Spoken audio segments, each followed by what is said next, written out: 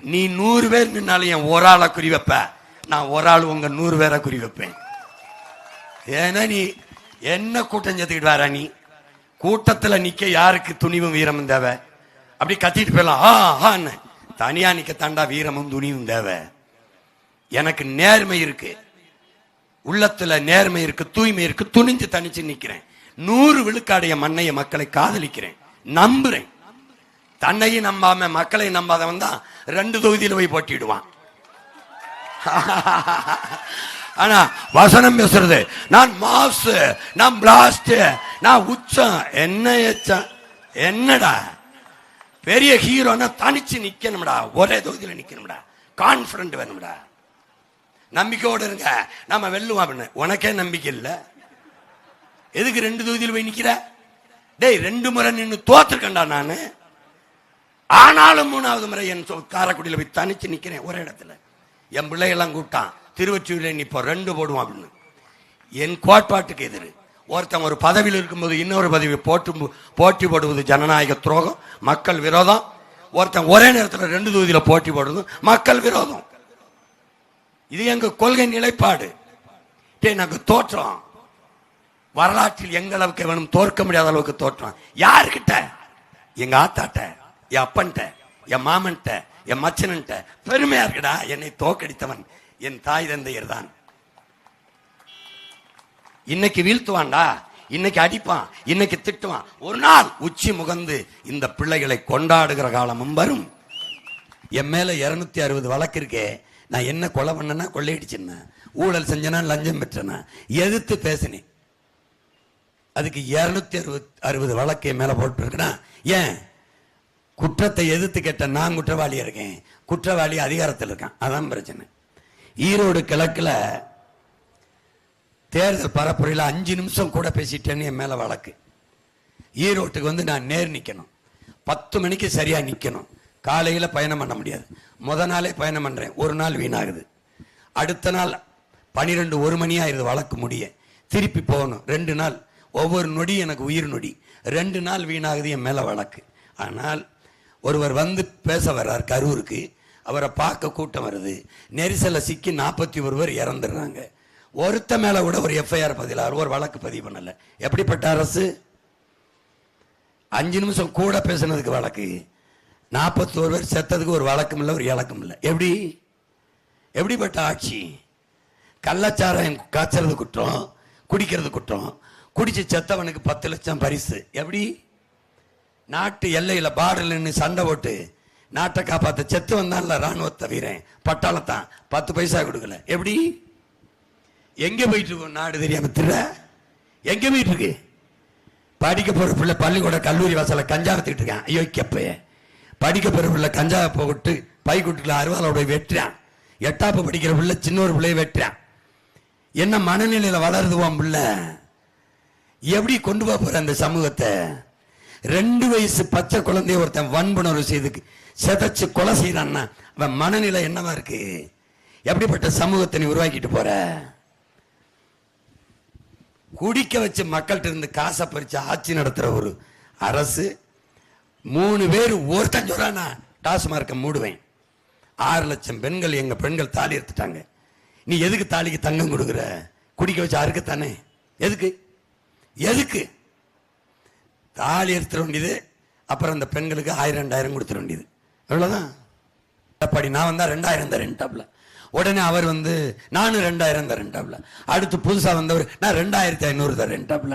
தாங்க எங்க இருந்து உங்க பரம்பரை சொத்தை வித்தா, உங்க அப்பா அத்தா சொத்தை வித்தா, இல்ல எங்க அப்பா எங்க சொத்தை வித்து காசு எடுப்பு? எங்க எடுப்ப?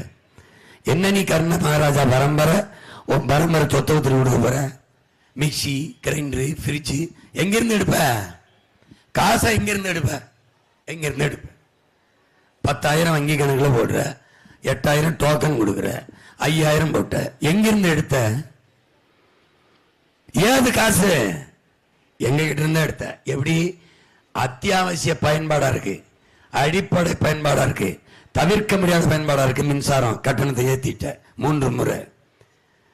சொத்து வரி தவிர்க்க முடியல, பல மடங்கு வரி ஏத்திட்டீங்க. கட்டட வாடகை கூடிருச்சு, வீட்டு வாடகை கூடிருச்சு, கடை வாடகை கூடிருச்சு. பத்திரப்பதிவு பல மடங்கு கட்டணத்தை உயர்த்திட்ட. தவிர்க்க முடியாதது எது இருக்கோ அதிலெல்லாம் கூடுதலாக பல மடங்கு வரியை விதித்து எடுத்து இலவசம். 10 லட்சம் கோடி கடன். இவ்வளவு வருவாய் வருது இல்ல, 50,000 கோடிக்கு சாராய் விற்கிறீல்ல, அப்புறம் எதுக்கு 10 லட்சம் கோடி? இந்த ஐயா ஸ்டாலின் ஐயா ஆட்சிக்கு வந்ததிலிருந்து மட்டும் 4.5 லட்சம் கோடிகள் கடன் பெற்றிருக்கார். இப்படியே இருந்து நீ எத்தனை முறை தோக்கடிச்சாலும் இப்படி கத்தி கத்தி உன் மேல அக்கறையில செத்து போனாலும் போவனே வெளியே ஒரு வயட்டை சீட்டுக்கு நோட்டுக்கும் பேரம் பேசி போய் நிற்க மாட்டேன். உனக்கும் ஓட்டுக்கு காசு தர மாட்டேன். நீ போட்டா போடு, போலைன்னா போ. நான் பிறவி கடமை நான் செய்கிறேன். இது என் பிறவி கடமை செய்கிறேன், கத்துறேன். எத்தனை சின்னம் இருக்கு? விவசாயி சின்னத்தை தாண்டி ஒரு சின்னம் இருக்குன்னா நீ இதுக்கு போடு. போட்டா உதயசீரனுக்கு அவர்கள் வீட்டில் விடிஞ்சது, நாட்டில் விடிஞ்சதா? ரெட்டலைக்கு போட்ட அதே இலை தான், மொட்டலையாதான் அங்கே இருக்கு. ஒன்னும் தலையில, இலையும் தலையில, நீனும் தலையில. இப்போ என்ன விசிலு? தேட்டரில் விசில் அடிச்சுக்கிட்டு இருந்தா இப்போ தெருவில் அடிச்சுட்டு திரியிறான். நீனு ஒன்று அடிச்சுட்டு திரி. விவசாயி ஓட்டு போடலன்னா வேறவே போடுவேன்.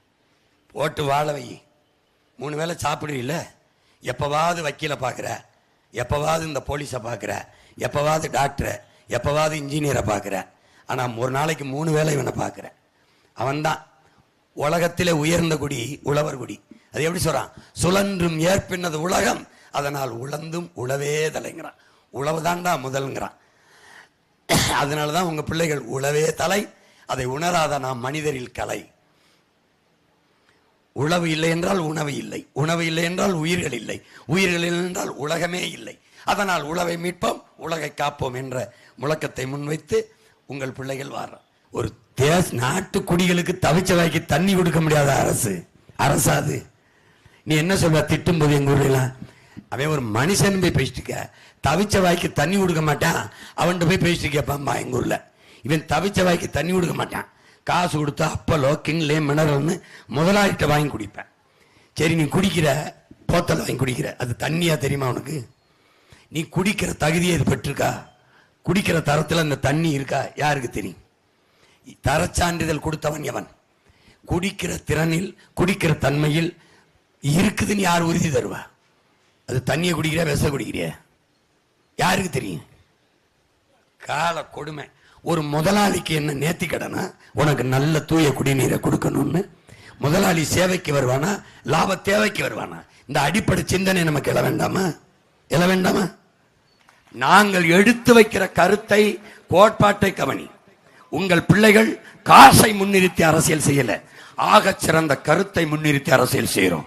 கோடிகளை கொட்டி அல்ல, உயர்ந்த கொள்கைகளை முன்னிறுத்தி அரசியல் செய்யறோம்.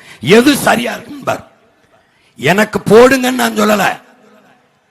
எது சரியா இருக்குமோ அது போடுங்க. நாட்டுக்கு அது நல்லா இருக்குமோ அதை போடுங்க.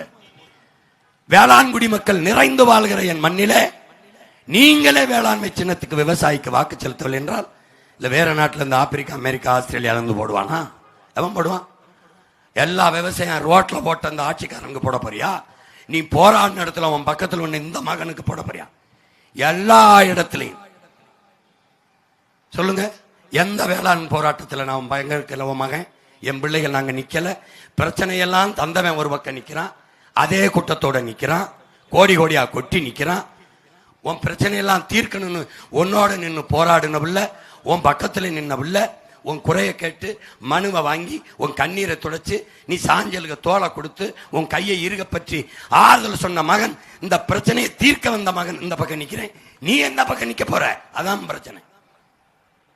நீ மறுபடியும் பிரச்சனையை தந்தவன்ட்டே அதிகாரத்தை கொடுத்தீங்கன்னா ஒன்றும் செய்ய முடியாது. ஐயா ரஜினிகாந்த் சொன்ன மாதிரி ஆண்டவனாலும் உங்களை காப்பாற்ற முடியாது. ஏற்கனவே ஆண்டவங்களால தான் பிரச்சனை. மறுபடியும் அந்த கொடுமைக்காரன்ட்ட ஆட்சி அதிகாரத்தை கொடுத்தீங்கன்னா ஒன்றும் பண்ண முடியாது. இப்போ 2 வயசு பிள்ளைய கற்பழிச்சு கொள்றான். நீ மறுபடியும் ஆட்சியை கொடுத்தீங்கன்னு வச்சுக்க, பிறந்து கையில் எடுத்தோடனே கற்பழிச்சு கொண்டு போடுவான். ஒழுங்கா விவசாயிக்கு ஒரு ஓட்டை போட்டு விடு. போய் கேட்டுட்டு போய் படுத்துறாத. சித்தப்பா, பெரியப்பா, மாமன், மச்சான், கூட படிச்சவன், அண்ணன், தம்பி எல்லாருக்கும் சொல்லு. ஒருத்தன் கத்திக்கிட்டு இருக்கான், அவன் என்ன கத்துறானாது கேளு.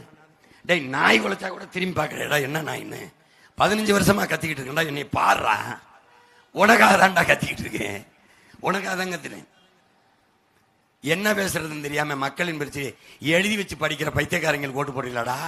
மக்களின் உங்க பிரச்சனையை மனசுல இருந்து, இதயத்திலிருந்து எடுத்து பேசுறவன் பக்கத்தை பாரு. எப்படி கத்துறோம் கதறோம்னு பாரு, எவ்வளவு அக்கறையா பேசுறோம் பாரு. அரை விழுக்காடு ஒரு விழுக்காடு ஓட்டு வச்சிருக்கவனுக்கே கூட்டணி கூப்பிட்டு நோட்டும் சீட்டும் கொடுக்குறான். அப்ப என்னை எவ்வளவு கூப்பிட்டுருப்பாங்க? ஏன் நான் போகல? உன்னை விட்டுட்டு போக மனம் இல்லை.